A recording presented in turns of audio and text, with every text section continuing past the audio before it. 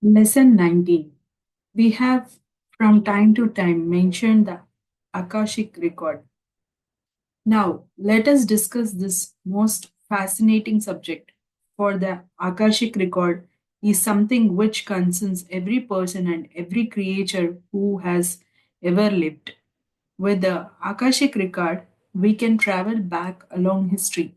We can see all that has happened, not merely upon this world, but upon other worlds also.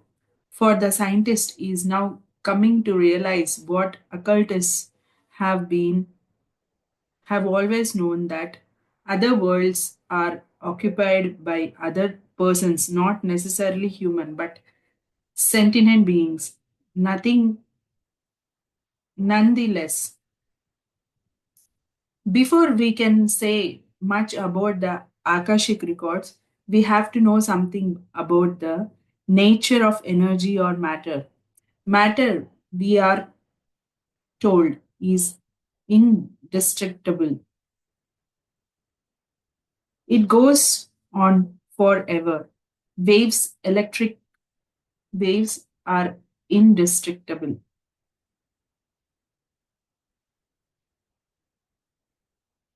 Scientists have recently found that if a current is induced copper in a coil of copper wire, the temperature of which is reduced to as near absolute zero as possible. The induced current carries on and never grow less. We all know that at normal temperatures, the current would soon diminish and die out because of various resistances. So, science has found a new medium. Science has found that if a copper conductor be reduced sufficiently in temperature, a current continues to flow and remain the same without any outside source of energy. In time, scientists will discover that man has other senses, other abilities, but that will not be discovered yet, for the scientist proceeds slowly and not always surely. We said that waves are indestructible. Let us look at the behavior of light waves. Light reaches us from far, far distant planets in universes, remote from our own. Great telescopes on this earth are probing out into space. In other words, they are gathering light from vastly distant places. Some of the planets from which we receive light sent out that light long before this world or even this universe came into existence. Light is a very fast thing indeed.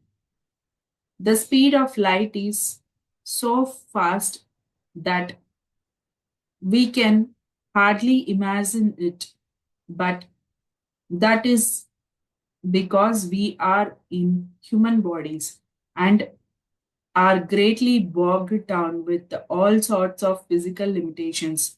What we consider to be fast here has a different meaning in a different plane of existence. By the way, of illustration, let us say that a round of existence for a human is 72,000 years. During that round, a person comes again and again to different worlds, to different bodies. The 72,000 years then is the length of our school term. When we refer to light instead of radio or electric waves or other waves, we do so merely because light can be absorbed without any equipment or a radio wave cannot. We can see the light of the sun, the light of the moon, and if we have a good telescope or a powerful pair of binoculars, we can see the light of the far distant stars which started out before Earth was even a cloud of hydrogen molecules floating in space. Light is so used as a measure of time or distance. Astronomers refer to light years, and we are going to tell you again that light coming from a far distant world may still be traveling after that world has ceased to exist, from which it is clear that we may be getting a picture from something which is no longer there, something which died years ago. If you find that difficult to understand, look at it in this way. We have a star out in the remote fastnesses of space. For years, for centuries, that star has been reflecting light waves down to Earth. The light waves may take 1,000, 10,000, or a million years to reach Earth because a star, the source of light, is so very distant. 1 year, the star is in collision with another star. There may be a great flash of light, or there may be extinction. For our purpose, let us say that there is a total extinction. So the light is gone, but for 1,000 or 10,000 or million years after the light is gone, light still reaches us because it takes all the time to cover the distance between the original source of light and ourselves.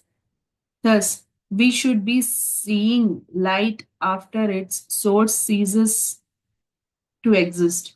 Let us assume something which is utterly impossible while we are in the physical body, but which is quite easy and commonplace when out of the body. Let us assume that we can travel faster than thought.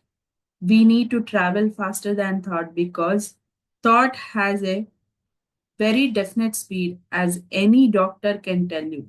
It is actually known how quickly a person reacts to any given situation, how quickly or how slowly a person can put on the brakes of a car or moves the wheel to swerve, swerve aside. It is known how quickly thought impulses travel from head to toe. We, for the purpose of this discussion, want to travel instantly. Let us imagine that we can go instantly to a planet which is receiving light, which is emitted from the Earth 3,000 years ago. So, we upon this distant planet will be receiving light sent from the Earth 3,000 years ago. Supposing we have a telescope of quite unimagined type with which we can see the surface of the Earth or interpret the rays of light reaching us, then this light sent out 3,000 years ago would show us scenes of the world enacted at that time. We should see life as it was in ancient Egypt. We would see barbarous Western world where people ran about covered in wood or less. And in China, we should find quite a high civilization, so much different from what is there at the present time. If we could instantly travel closer, we should see quite different pictures. Let us move to a planet which is so distant from the Earth that light takes 1,000 years for it to travel between that planet and Earth. Then we should see scenes of Earth as they were enacted 1,000 years ago. We should see a high civilization in India. We should see the spread of Christianity throughout the Western world, and perhaps some of this, some of the invasions of South America, the world would also look somewhat different from its present appearance because all the time a coastline is altering, land is rising from the sea, shores are being eroded. In a lifetime, not much difference is noted, but 1,000 years would give us a chance to see and appreciate the difference. At present, we are upon a world which has most remarkable limitations. We are able to perceive and to receive impressions on only a very limited range of frequencies. If we could see some of our out of the body abilities to the full as we can in the astral world, we should see things in a different light, in a very different light. We should perceive that all matter is indeed indestructible. Every experience that ever has been on the world is still radiating outward in the form of waves. With special abilities, we should intercept those waves in much the same way as we can intercept waves of light. Take as a simple example of this an ordinary slide projector. You switch on your slide projector in a darkened room and you put a slide in the appropriate place. If you put a screen, a white screen for preference, in front of the lens of the projector at certain distance from it, and you focus the light on the screen, you see a picture. But if you have a if you have your projector projecting its picture out of the window and into the darkness beyond, you see just a faint beam of light with no picture. It follows that the light must be intercepted, must be reflecting on something before it can be fully perceived and appreciated. Take a searchlight on a clear and cloudless night. You might see a faint tracery of light, but only when the searchlight impinges on a cloud or upon aeroplane do you actually see it as it is. It has long been the dream of man to have a thing called time travel. This obviously is a fantastic conception. While one is in the flesh and upon the earth, because here in the flesh we are sadly limited. Our bodies are most imperfect instruments, and as we are here to learn, we have implanted in us much doubt, much indecision, and before we can conceived, we can be conceived, we want proof. The ability to pull a thing to pieces to see how it works and to make sure it does not work again.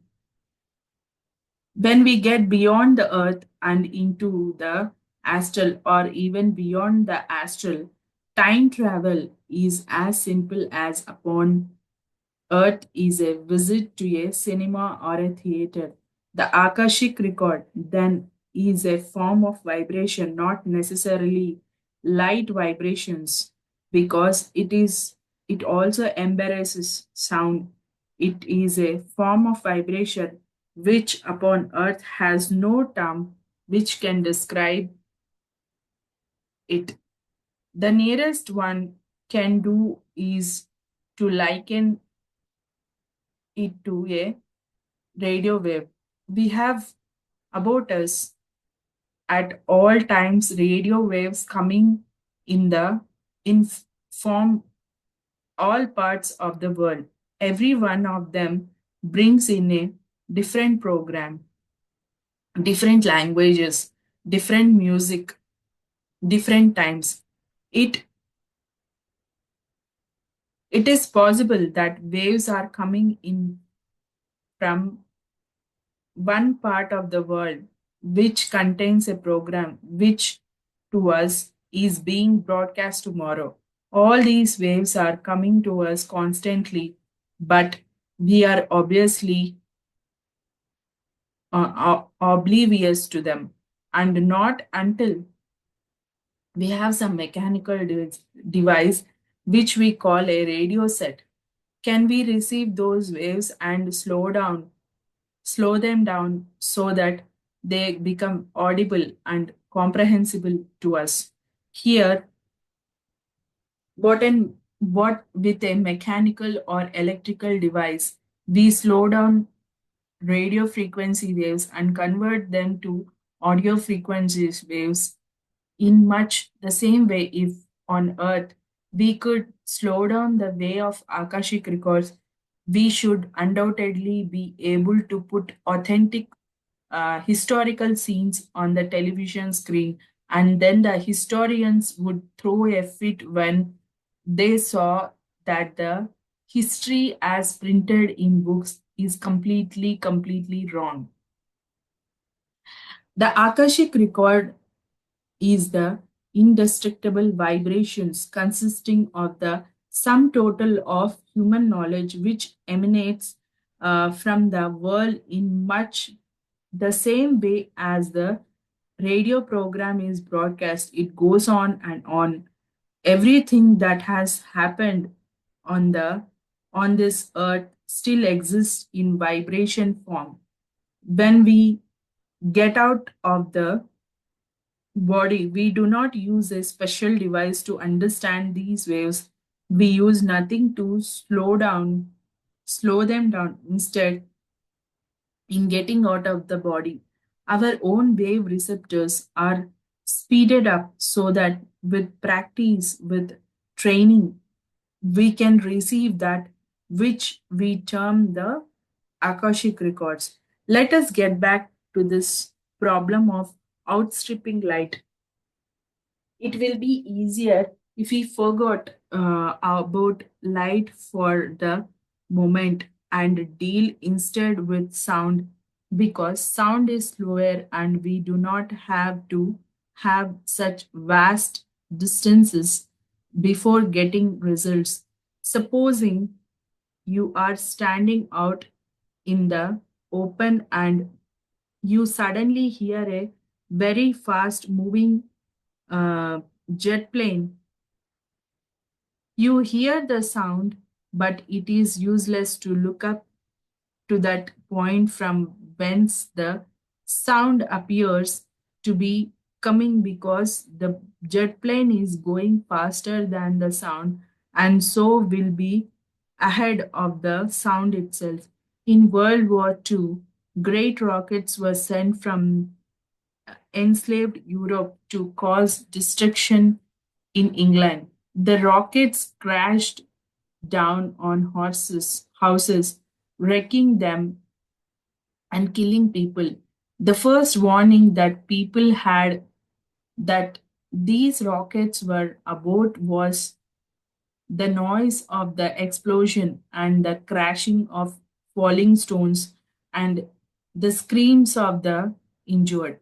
Later, when the dust was subsiding somewhat, came the sound of the rocket arriving. This quite weird experience was caused by the fact that rocket traveled so very much faster than the sound it made. Hence, it was that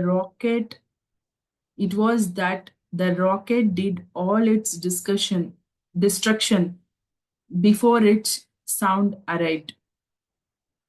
One can stand on a hilltop and look at a gun placed perhaps upon another hilltop.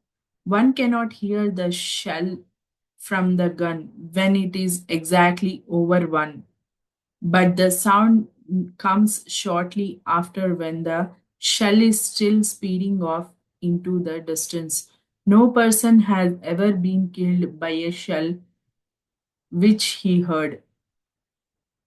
For the shell arrives first, the sound later. That is why it is so amusing when people in wars use it to duck at the sound of a shell passing overhead. Actually, if they could hear the sound, it meant that the shell had passed by. Sound is slow compared to sight or light. Standing again upon this hilltop, we can look at a gun being fired. We can see the flash from the muzzle and much later. The time depending upon the distance we are from the gun. We hear the sound of the shell passing overhead. You might have watched a man chopping a tree. The man would be some distance away. You would actually see the axe hitting the tree trunk, and then a short time after you would hear the thunk thunk of the sound. This is an experience which most of us have had. The Akashic record contains the knowledge of everything that has happened on this earth, on this world. Elsewhere have their own Akashic record in much the same way as countries outside our own have their own radio programs. Those who know how can tune into the Akashic record of any world, not merely of one's own, and one can then see events of history. One can see how the history books have been falsified. But there is more to the Akashic record than just satisfying idle curiosity. One can look into this record and see what went wrong with one's own plans. When we die to the die to the earth, we go to another plane of existence, else where every single one of us has to face up to what we did or what we did not do. So we see the whole of our past life with the speed of thought. We see it through the Akashic record.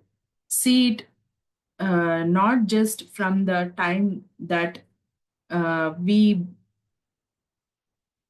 were born, but from the time that we planned how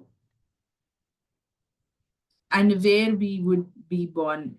Then, having that knowledge, having seen our errors, we plan again and try once more, just like a child at school, seeing what went wrong with answers to the examination papers and taking the examination all over again. Naturally enough, it takes a long, long training before one can see the Akashic record, but with training, with practice and faith, it can be done and is indeed being done constantly. Do you think maybe we should pause a moment and discuss this thing called faith? Faith is a definite thing which can and must be cultivated in much the same way as a habit or a hothouse plant must be cultivated. Faith is not as hardy as a weed. It is indeed more like a hothouse plant. It must be pampered, must be fed, must be looked after. To obtain faith, we must repeat and repeat and repeat our affirmation of faith so that the knowledge of it is driven into our subconscious. This subconscious is 9/10 of us. That is by far the greater part of us. We often like it unto the lazy old man, one who just does not want to be disturbed. The old man is reading his newspapers. Perhaps he has his pipe in his mouth and his feet are encased in comfortable slippers. He is really tired of all the racket, all the noise, all the distraction constantly going on around him. Through years of experience, he has learned to shield himself from all except the most insistent interruptions and distractions. Like a old man who is partly deaf, he doesn't hear when he is called the first time. The second time he is called, he doesn't hear because he doesn't want to hear, because he thinks it might be work for him or some interruption of his lazy leisure. The third time he starts to get irritable because the caller is disturbing his trend of thoughts while he is perhaps more anxious to read the racing results than to do anything which requires effort. Keep on and on repeating your faith, and then the old man will come to life with a jerk. And when the knowledge is implanted in your subconscious, then you will have automatic faith. We must make it clear here that faith is not a belief. You can say, I believe that tomorrow is Monday, and that means certain thing. You would not say I faith that tomorrow is Monday, because that would mean a completely different thing. Faith is something which usually grows up with us. We become a Christian or a Buddhist or a Jew because usually our parents were Christians, Buddhists, or Jews. We have faith in our parents. We believe that what our parents believed was correct, and so our faith become the same as our parents. Certain things which cannot definitely be proved while upon the earth require faith. Other things which can be proved can be believed or disbelieved. There is a distinction, and one should become aware of that distinction. But first of all, do you want to believe? What is it that requires your faith? Decide what it is that needs faith. Think of it from all angles. Is it faith in a religion? Faith in an ability? Think of it from as many angles as you can. And then making sure that you think of it in a positive way, affirm state to yourself that you can do this or that will do this or that you firmly believe in this or that. You must keep on affirming it. Unless you do so affirm, you will never have faith. Great religions have faithful followers. Those faithful followers are ones who have been to church or chapel or synagogues or temple, and by repeated prayers, not merely on their own behalf, but by others also. Their subconscious has become aware that There are some things which must be a great faith.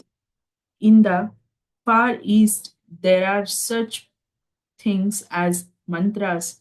A person will say a certain thing, a mantra, and say it again and again and repeat it time after time. Possibly, the person will not even know what the mantra is about. That does not matter because the founders of the religion who composed the mantra will have arranged it in such a way that the vibrations engendered in repeating the mantra knock into the subconscious the thing desired. Soon, even though the person do not fully understand the mantra, it becomes part of the person's subconscious, and the faith then is purely automatic. In much the same way, if you repeat prayers time after time, you begin to believe them. It is all a matter of getting your subconscious to understand and to cooperate. And once you faith, then you understand, then you do not have to bother anyone anymore because your subconscious will always remind you that you have this faith and that you can do those certain things. Repeat to yourself time after time that you are going to see an aura, that you are going to be telepathic, that you are going to do this or that, whatever it is that you particularly want to do. Then, in time, you will do this. All successful men, all those who become millionaires or inventors, are people who have faith in themselves. They have faith that they can do what they set out to do because believing in themselves first, believing in their own powers and abilities, they then generated the faith which made that belief come true. If you keep on telling yourself that you are going to succeed, you will succeed, but you will only succeed if you keep on with your affirmations of success and not let doubt the negative fate. Your affirmation of success and not let doubt intrude. Try this affirmation of success, and the results will truly astonish you. You may have heard of people who can tell another person what they are in a past life, what they are doing. That comes from the Akashic record. For many people in their sleep, travel into the astral and see the Akashic record. When they return in the morning, as we have already discussed, that may bring back a distorted memory. So, while some of the things they say are true, other are distortions. You will find that most of the things you hear about relate to suffering. People seem to have been tortures, seem to have been all sorts of things, mainly bad. That is because we come to this earth as to a school. We have to remember at all times that people have to have hardship to purge them of their faults in much the same way that ore is placed in a furnace and subjected to intense heat so that the dross or wastage rises to the surface where it can be skimmed off and discarded. Humans have to undergo stresses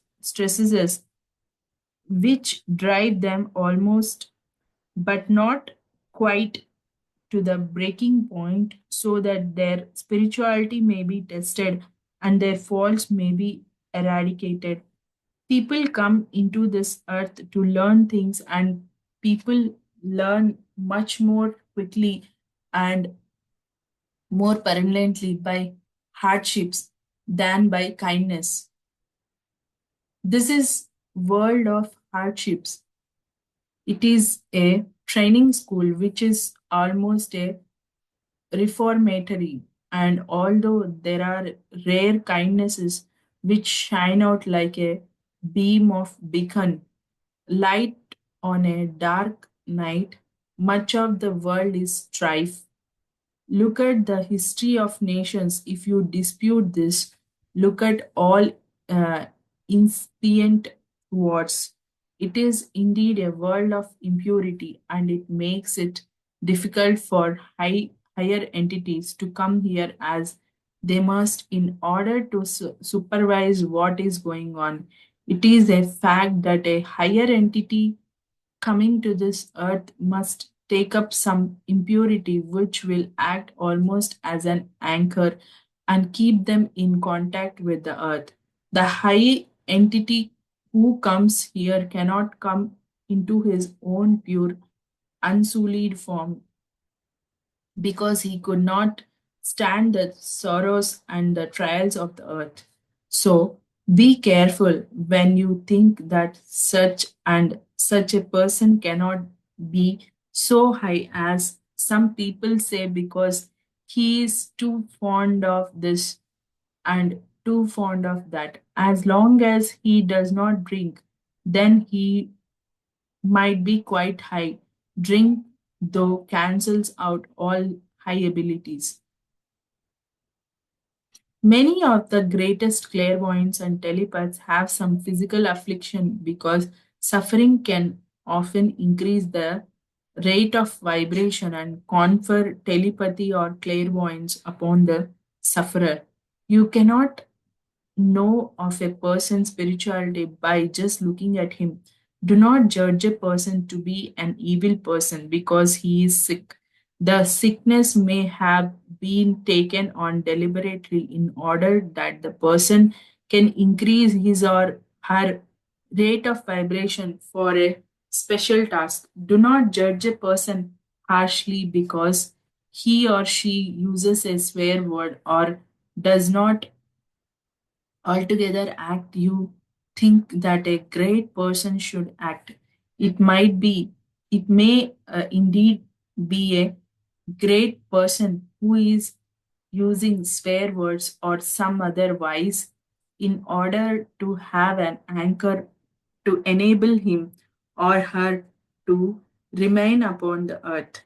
Again, provided that the person does not engage in drink, the person might may quite definitely be the higher entity which you originally thought him to be. There is a much impurity on earth, and all that is impure decays, only the pure and the incorruptible lives on. That is one of the reasons why we come to earth. In the spirit world, beyond the astral, you cannot have corruption. You cannot have evil on the higher planes. So people come to earth to learn the hard way.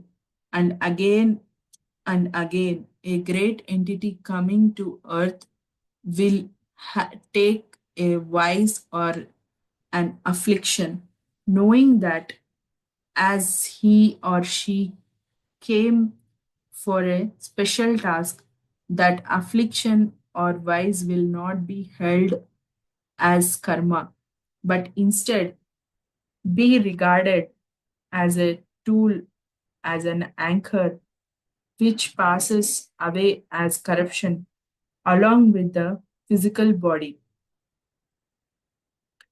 There is a further point which we are going to make, and it is this: great reformers in this life are sometimes those who, in a previous life, were great offenders in the line in which he or she now reforms, Hitler undoubtedly will come back as a great reformer. Many of the people from the Spanish Inquisition have come back as a great reformers. It is a thought worth thinking of. Remember, the middle way is the way in which to live. Do not be so bad that you have to suffer for it later. And if you are so pure, so holy that everyone is beneath you, then you cannot stay on this earth. Fortunately, however, no one is that pure.